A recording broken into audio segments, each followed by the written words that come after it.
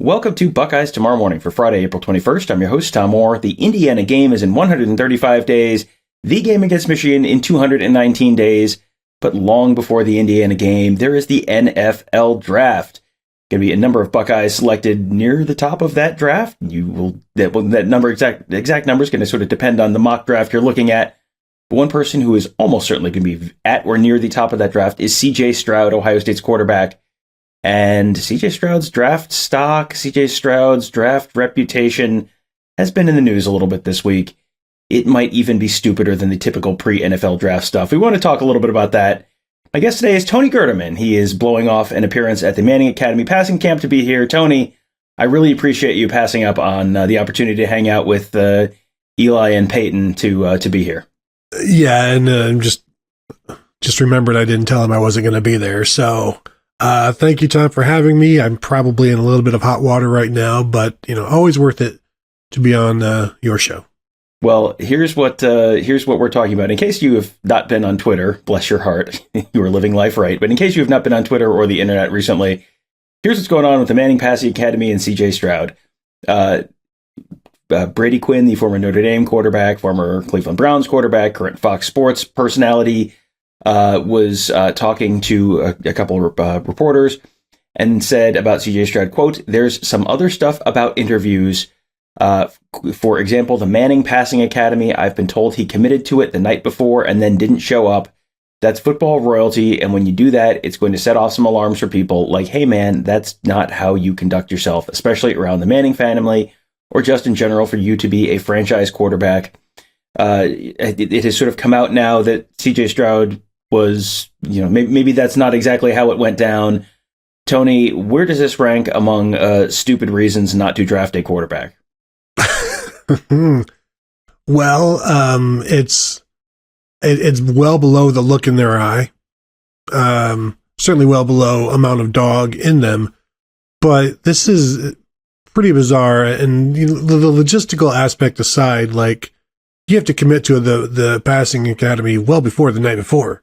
As you're reading that, I'm thinking, really? Because, you've got to sign up, you've got to, get the paperwork in, all of that stuff. But the idea, and I even had somebody, an NFL person, reach out to me and just said, like, this is a complete joke about the Brady Quinn thing. And, it is always interesting to hear stuff start coming out like this. But yeah, this is by far one of the dumber things. Granted, we know the Mannings are royalty. Yeah, they have been crowned as such. Prince Arch, they're in Austin as well. We know we'll go on to great things, but it is interesting how you're always this time of year. There are things, people like Brady Quinn, not just Brady Quinn, but like in the sphere are. Give me some red flags, because I want to throw some red flags out there. Yeah, it feels like this time of year, everyone's sort of looking for a reason to not take someone or whatever. And I saw someone say, one of the NFL writers basically say, this is conclusive proof that the NFL draft process is like 3 weeks too long, because it's just, you get through all the actual evaluation and it's like, okay, well, the NFL Network needs to fill more air, and ESPN needs to do more draft segments. So we have to talk about something. So give me something, and that leads to the proliferation of stupidity. And this is also a misinformation time of year where teams are ask a team who they're going to take at with their pick at number 3, or who would be your best who's at the top of your board. That's a great way to get a lot of misinformation thrown at you. So it's a stupid time of year in general. And, this is not the first Ohio State quarterback who has had, let's just say weapons grade stupidity thrown around about him in the lead up to an NFL draft.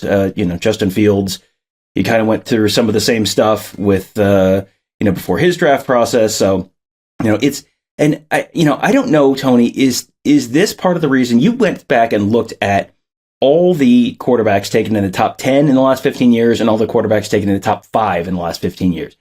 And the bust rate on those guys is incredible. And, you go through this process every year, and I don't know how much these teams are really taking any of this stuff seriously. Probably not that much, but how much of the incredible bust rate do you think is just teams overthinking stuff? Yeah, I think there's a lot of overthinking. I think there's a lot of projecting. There's a lot of Tom.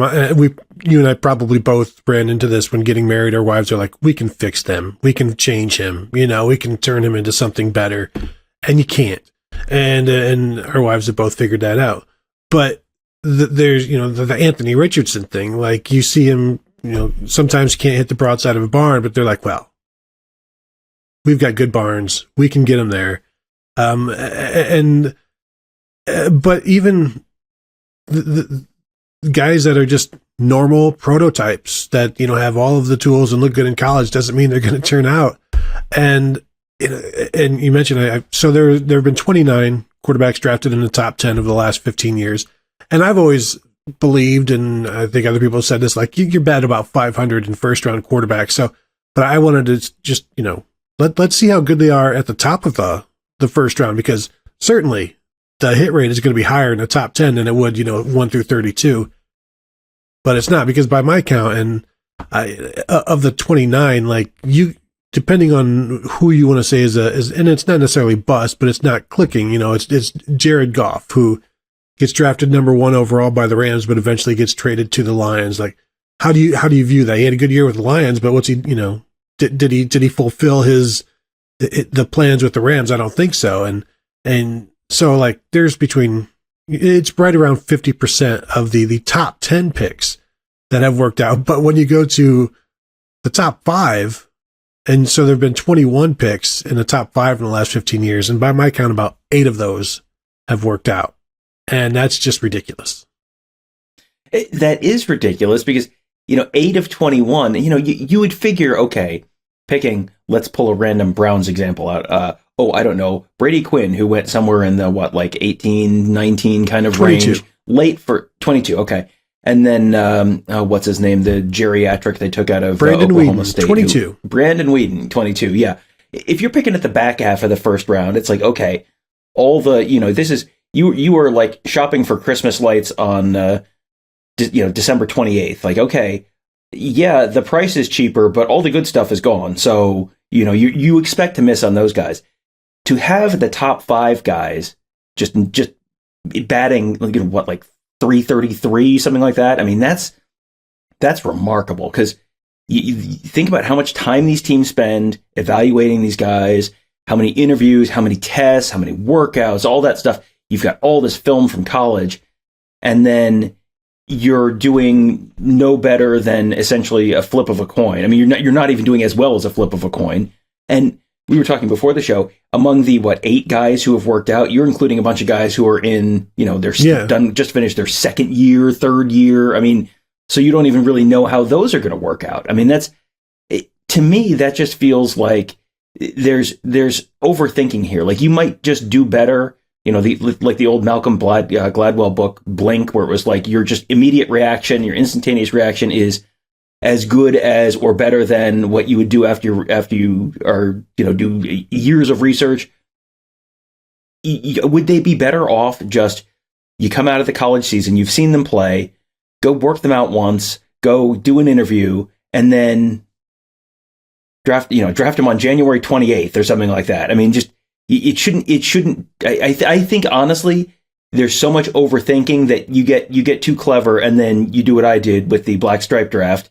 And I came in, Carnell Tate's number 1, Carnell Tate's number 1, Carnell Tate's number 1. And then I looked and I was like, well, last year, none of the receivers lost their black stripes early, so maybe I should take a cornerback instead. And I picked Jermaine Matthews, and Carnell Tate has lost his black stripe and Jermaine Matthews hasn't. And it feels like NFL teams do that on a macro level so often.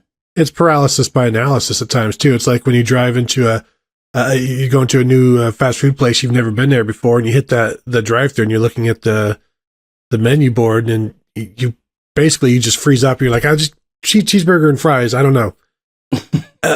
But it's also like the official visit glow, when a guy comes off his official visit glow and people are like, don't commit yet, come down from the visit. And after what CJ Stroud did in the combine and the pro day, it was sold at that point. Well, he's going to be the number one pick. And then Carolina goes and watches Bryce Young, and it's like, oh, he's the number one pick. It's like the Panthers keep falling in love. But then the further you get away from the CJ Stroud Pro Day, it's like now you're hearing, well, maybe the Houston Texans aren't sold on him as a future star. And so then he continues to drop down the further away he gets from the day that everybody loved him. And once that day is over, and I've said this about CJ Stroud as well, he is so close to being ready that you're looking for all of the reasons he's not. When you look at a project like Anthony Richardson and Will Levis, you look at all of the good things they can do, and all of the other stuff you can fix. You're so focused on what they can do when they're a project, and when they're kind of more of a finished product, you're looking at what they can't do, and you ignore what he can do right out of the box. And I think you're seeing that a lot with CJ Stroud right now. And, it is interesting when this Brady Quinn stuff comes out. Like, teams know more than reporters and, draft nicks and pundits. And so the teams would know the facts on the Manning stuff. So, like, who puts this out? Why put it out? And it is a desire for, just, hey, I've got something, here you go. And it just gets thrown in there, and draft, like everything else, is year round 24/7. And it creates a ton of noise, and yet the teams know better, but they still make tremendous mistakes. Yeah, and I think we should address real quickly the where does it come from? Because I think that's something that I don't know that people necessarily understand the criminology behind all of this stuff. And I think you have to look at who are the interested parties here. Assuming Brady Quinn's not just like explicitly making that up, like he heard that from someone. So who did he hear it from? And it could be with the amount of misinformation that's out there this time of year leading up to the draft. That could be a team trying to float CJ Stroud down. It could be an agent for another quarterback who might be in the, pick whichever of the other top potential quarterbacks. There's sort of 4 names that have been, including Stroud, who've been sort of floated as top 10 type picks. Is an agent from one of those quarterbacks floating something to try and get his guy bumped up ahead of Stroud, raise questions, something like that. This is just kind of like how the game is played, and this is, what's the old, you believe half of what you see and none of what you hear. That's, that those numbers might be high for this time of year with the NFL draft, but that's the fun of it, isn't it? Where it's just all nonsense, and then the draft happens, and you find out like, oh, no, none of that was right. Everyone was lying.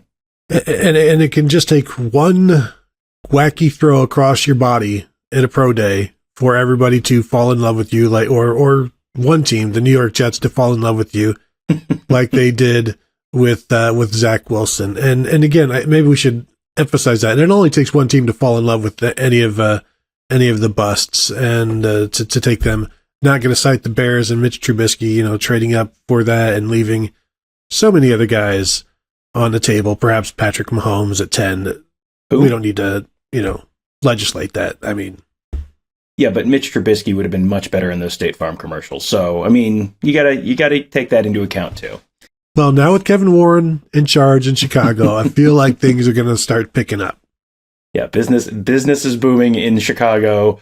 Bear down, everyone. It is NFL draft time. So we'll, I'm sure this will not be the last time we'll talk CJ Stroud and NFL draft. A couple other Buckeyes will be hearing their names called relatively close to the top of that draft as well. Jackson Smith and Jigba, Paris Johnson, probably likely first round picks as well. So we'll be talking a bunch of NFL draft coming up, but we'll be talking a bunch of other stuff coming up as well. Got to do our post-spring sort of, okay, where do things stand right now? We're going to give that's probably going to be a next week thing. Want to let the transfer portal stuff sort itself out a little bit more before we dove into those. We are, however, heading into, sort of a little bit of the off season here. So this is the time of year when we do go to 5 days a week from the show. So if you look at your phone on Saturday and say, wait a minute, where's the show? Don't worry, we'll be back Monday. It's okay. Just there's a little less football to talk about now that we're through a lot of that stuff. So we'll be back Monday with another episode of Buckeyes tomorrow morning. Fear not. And we'll have a bunch of Buckeye Weeklies coming up for you as well. So plenty of content still coming, and plenty of content as well at BuckeyeHuddle.com. Mark and Alex on a fairly busy time of year for the recruiting, on the recruiting side of things, looking at, potential commits, some very big official visits coming up relatively soon. So you can track all of that stuff at BuckeyeHuddle.com. And of course, on our YouTube channel, youtube.com/BuckeyeHuddle. If you are listening to this as a podcast, we would really appreciate a 5-star rating and review. That helps other folks find these shows through some kind of magical algorithm, which I don't really understand, but whatever. 5-star ratings and reviews do help. And then also, if you're watching on YouTube, hit that thumbs up button, and also make sure you are subscribed to our channel. Hit that bell so you get notified when we do live shows, when we post new videos. That way you never miss any of our content. That will do it for today. Thank you guys all for joining us. Have a great day. We'll talk to you Monday.